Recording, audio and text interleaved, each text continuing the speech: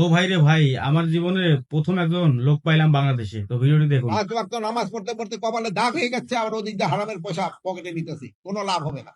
হারামের পয়সা পকেটে রেখে নামাজ পড়লে হুজুরা বলতে পারবে নামাজ কবুল হয় কি কবুল হয় না আমি জানি না। আল্লাহ হচ্ছে কারটা কবুল করবে কেউ জানে না।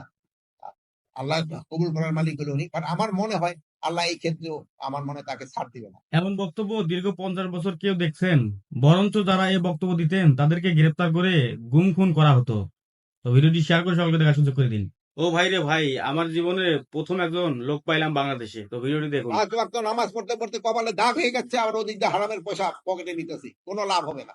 হারামের পয়সা পকেটে রেখে নামাজ পড়লে হুজুরা বলতে পারবে নামাজ কবুল হয় কি কবুল হয় না আমি জানি না।